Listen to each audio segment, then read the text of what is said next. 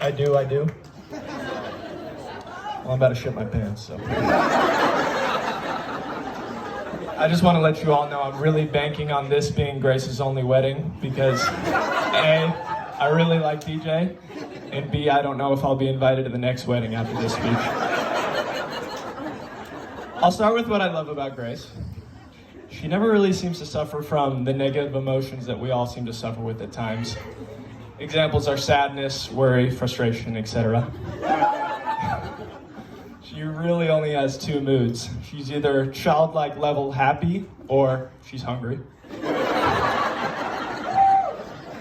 One time, she got so ravenous that she started chewing up the couch and barking profusely. The whole family was petrified, convinced we were in serious danger.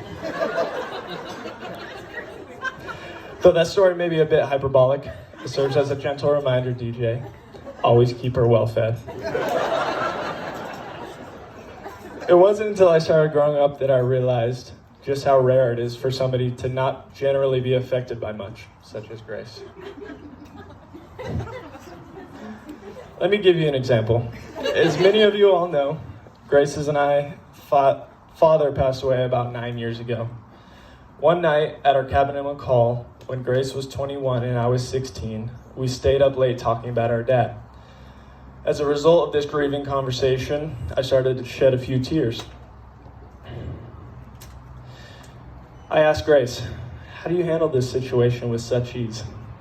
To this she says, to be honest, Bo, I just try not to think about it. After she said this, the tears stopped and I looked up in a moment of stunned admiration.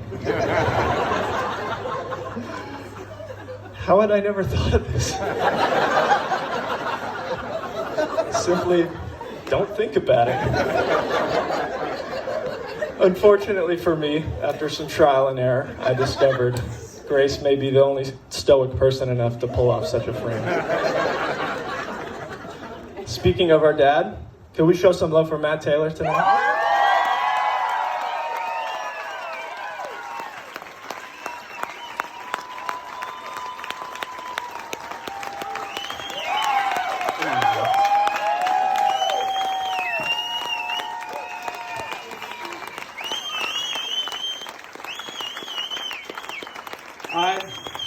I, along with many, would love nothing more than he could be here tonight. Watching his fearless and doubly charismatic son giving an exceptional, articulate, and well-delivered speech. Oh, and of course to see Grace getting married.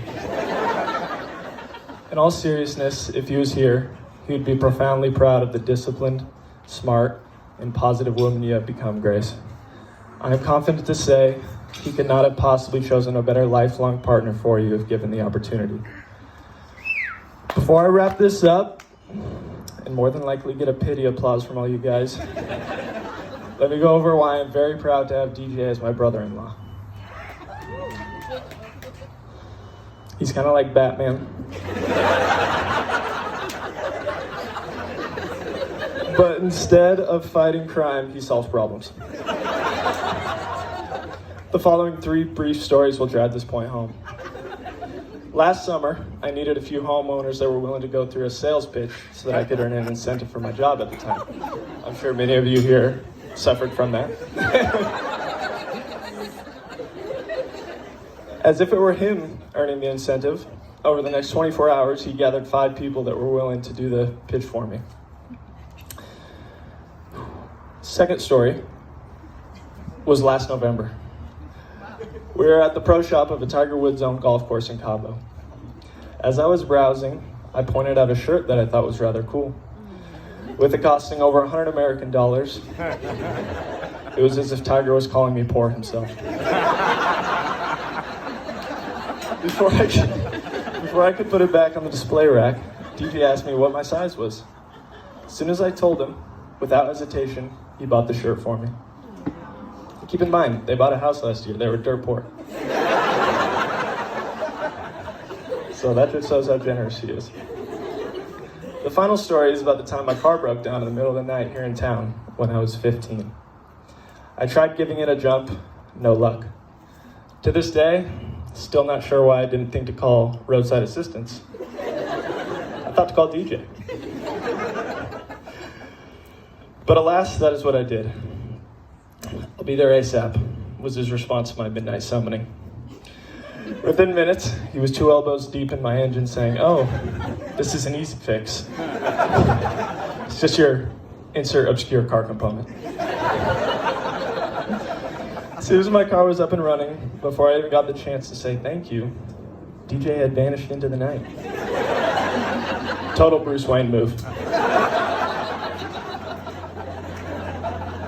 To wrap things up, what I hope all of you took from this speech isn't that Grace is a modern-day stoic, or that DJ is a complete badass, or even, and this is surprising, that I have an incredible gift for public speaking. The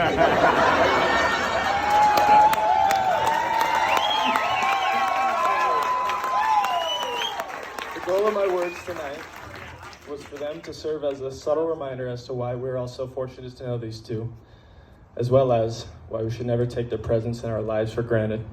Thank you.